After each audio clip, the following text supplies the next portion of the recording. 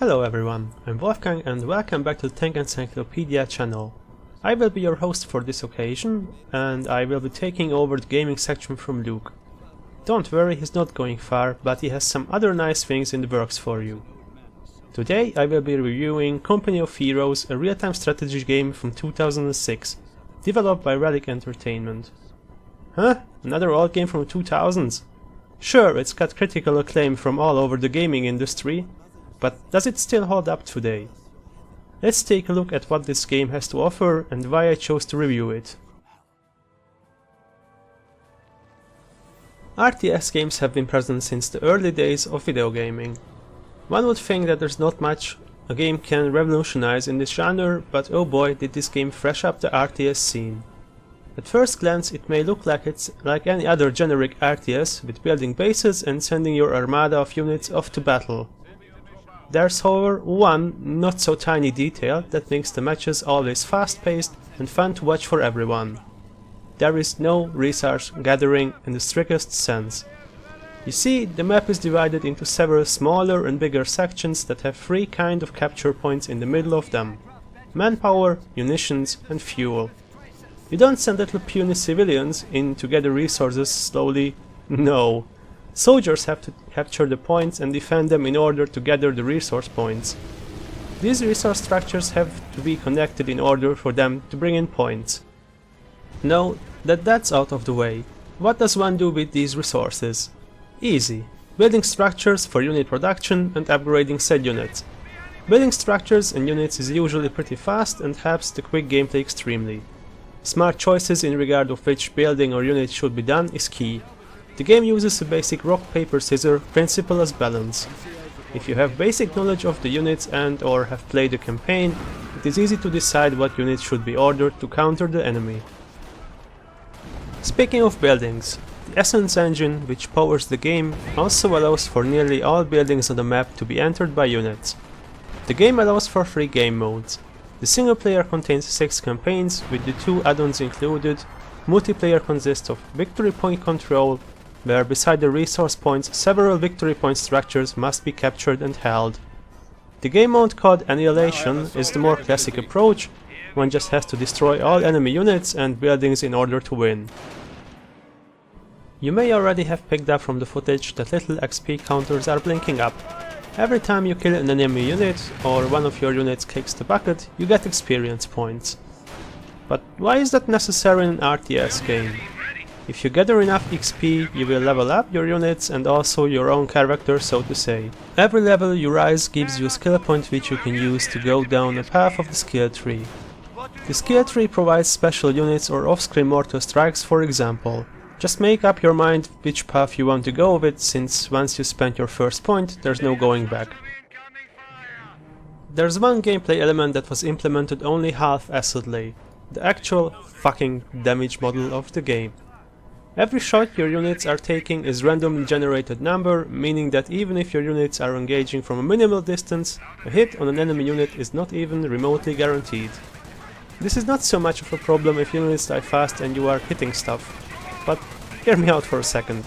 If you manage to unload 6 mortar strikes on the same annoying AT or flak gun and the bloody thing is still standing, your nervous system just won't play nice and you will feel the sudden urge to throw your fists at the screen while you are screaming like all hell breaks loose. Believe me, Luke just had this happen to him while I was kicking his ass. This happens only a limited number of times as far as I'm concerned, but when it happens the whole game just feels like it was given no thought about gameplay at all. Now, if you hit something, your frustration might not be over. You see, the damage that gets dealt is laughable at times. How in the 7 seas does a side hit from an 88mm gun only cost a Sherman half its hit points? I get it, it's designed to make some kind of competitive balance possible in the game, and the developers programmed the game to create higher damage output if you hit weak spots, like sides and back, and units that are not in cover, but it still feels like it defies reality at times. Speaking of cover, Relic gave us a very well implemented cover system which also revolutionized the RTS genre in its own way. Foot units can be easily sent to cover with a simple click. The sturdiness of the cover and placement of the units behind it is shown on the screen with either green, yellow or red spots. Green meaning the best cover and red being negative cover. The system elevated the tacticality of the fights and made guerrilla tactics shine, given the environment allowed for such methods. There is one flaw, however, that has not been patched in all those years: the unit pathfinding. Some bigger units like tanks often get stuck if you don't micromanage them. All in all, the gameplay is good and still feels fresh after 13 years if you can see past the limitations of a hit point based damage model. Even with the hiccups regarding pathfinding or the illusion killing damage model, it's exceptionally well made for its age. And thanks to the easy to learn but hard to master principle, the matches never play out the same and replayability is really high, if not only to enjoy some awesome story mission moments. Talking of story, you are in for a ride here. The base game only covers the US campaign, which contains 15 missions starting at the invasion of Normandy at Omaha Beach on the 6th of June. I know it's a cliché, but this mission also has a great opening sequence in the footsteps of Saving Private Ryan. The protagonists slowly but steadily capture fronts in missions that take place in Vierville, Carentan, Cherbourg, Hill 192 and finally Chamboy, the only to list a few. There are 3 distinguished characters throughout the base game: Captain Joe McKay, who appears to be a ranger, Sergeant, later Lieutenant Joe Conti, who serves as our main protagonist and narrator voice, and last but not least Hauptmann Joseph Gunther Schultz, the Tiger Ace and main antagonist of the base game. Although the characters did not exist in real life, it's not hard to imagine that thousands of similar stories could have happened during the Second World War. The first add-on is called Opposing Fronts and brings 2 new factions and a short but well-written story to the table, one being the British and the other the German Panzerelite, which would be the Panzerlehr division. The second expansion offers 3 new mini-campaigns: Tiger Race, where the player commands a crew of the Tiger 1, which on its own is enough reason to play the game in my opinion. Operation Causeway follows the steps, or rather jumps, of the 82nd Airborne Division to secure La Fierce Causeway. Falaise Pocket shows the side of the German forces stationed in Troon. The player controls his units through offensive or defensive objectives depending on the given level. The story is visualized through in-game rendered footage that holds up amazingly for an RTS game. The add-on stories are depicted with hand-drawn, half-animated pictures and the speeches of the protagonists. Storytelling was impressively done for an RTS game and still makes the game worth the time to play through the campaigns. I only removed 10 points for the clichés the game follows while creating the atmosphere. It would have been a success even without the stereotypical beach landing on Omaha Beach, for example, but at the same time I would rather have a well-made cliché than a badly created new approach. I will be honest with you, this game is a perfect gateway drug to the world of armored fighting vehicles. All the models are beautifully rendered and have decent amount of details. The fact that the sheer mass of troop carriers, AT guns, light, medium, heavy tanks and support vehicles is too big to list here should give you an idea how much work has gone into this game regarding the tankness. They feel heavy, the sound of them gives you shivers if you listen from a short distance, and the fact that you have to use a balanced mix of units gives it immersion, which the game then consequently fucks up with having brightly colored insignia on all vehicles that don't really look the part. I get it, it's for easier visibility in the heat of battle, but it just looks out of place. Thankfully you can easily replace the original skins with modded ones to remove the ugly markings. All in all, quite a few games can deliver AFVs as good as Company of Heroes can, even for today's standards. The tutorial is neatly implemented in the first few campaign missions, and it should be noted that there's nothing that wouldn't be intuitive or hard to learn just from playing the game. Still, good job at showing us the mechanics during the campaign and intertwining it with the story. Nicely done. The AI in this game is fairly simple to defeat until you set the difficulty to hard. That's where the game decides to end your whole gaming career and straight up start to cheat against you. The AI doesn't get more clever, it just gets more resources and decides to throw as many units against you as possible. so it's just some basic scripting for it and then some cheating. I'll give it 40 points because it does get a challenge on higher difficulties, just not for the right reasons. The interface is lovely, simple and elegant. The design goes through every possible menu or button in the game. The keyboard shortcuts make sense, the interface shows every needed button and data. The map can be zoomed in for the current main and side objective, information and the territories. The damage on friendly vehicles is also visible on its little diagram. The aforementioned cover system is wonderfully embedded since you can see the cover status in a second on the screen by hovering the mouse over it. Some developers should take notes here. Company of Heroes was an absolute eye candy back in 2006, and the fact that the similar graphic fidelity of Call of Duty was achieved in a real-time strategy game was bonkers.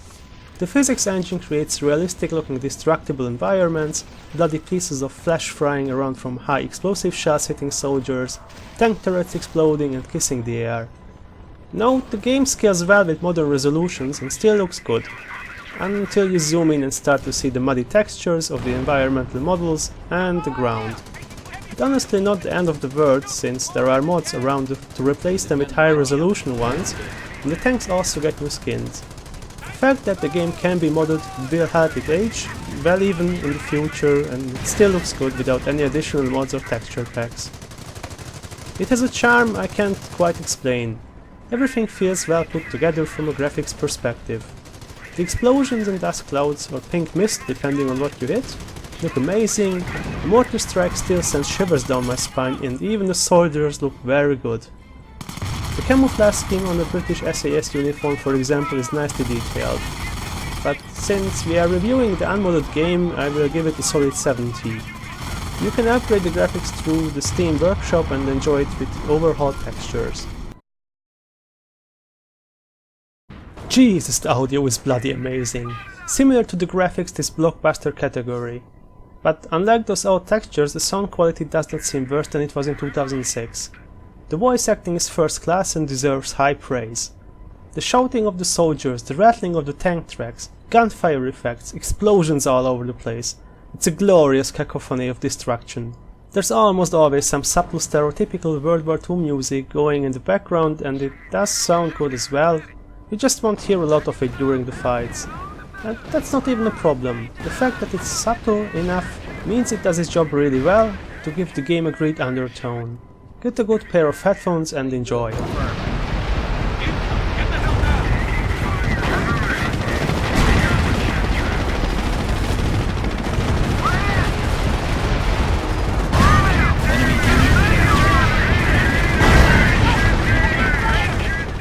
The multiplayer modes are keeping the game fresh to this day, and at any given time there are at least 5 servers up and running. On the other hand, if you are new and want to enjoy a fun game, I have bad news for you. There are skilled players out there that are playing the game since it got released, and they will absolutely wreck your shit. If you want to have some fun, grab your best friend and play with or against him. The gameplay does not differ from the single player mode at all, including the good and bad parts, of course. I played with Luke for a short match, and I took away his willpower to ever touch the game again in multiplayer. Poor Sod got the worst case of Artley not hitting jack shit, so the RNG mechanic for damage and hitting units does not bode well for a competitive multiplayer game. If you can accept this fact, the game might be enjoyable for you, or you just got lucky so far. Also, not relying on artillery usually helps a lot for the hit percentage. Just go and buy the bloody game already. It's perfect for the campaign and crazy amount of tanks and other AFEs. It's only $13 if you decide to only buy the base game, $25 with both expansions. I highly advise you to wait for a sale, since the price is usually only about $5 to $10 for the complete package during sales. The presentation is stunning to this very day, and I doubt that there are other World War II RTS games that keeps one entertained so deeply after 13 years of its original release. If you want to play it for the multiplayer part, infect some of your friends with the idea and have a go at it. If you want to play against strangers, practice until your nose bleeds. They have 13 years on you. And don't get frustrated if the god of RNG or RN Jesus is not on your side. All in all, this is one of the best tank games on the market, especially if you like RTS games and the World War II setting. There aren't any Eastern campaigns, the developers took that theme to the second Company of Heroes game. So if you're interested in the frozen plains of Russia, that might be the better game. Or is it? I guess we will have to take a look at it in a separate video. I hope you enjoyed our game review, and if you did, please visit one of the shown outlets and consider helping us out on Patreon as well, so we can create more content for you guys. And don't forget, keep us in your sights.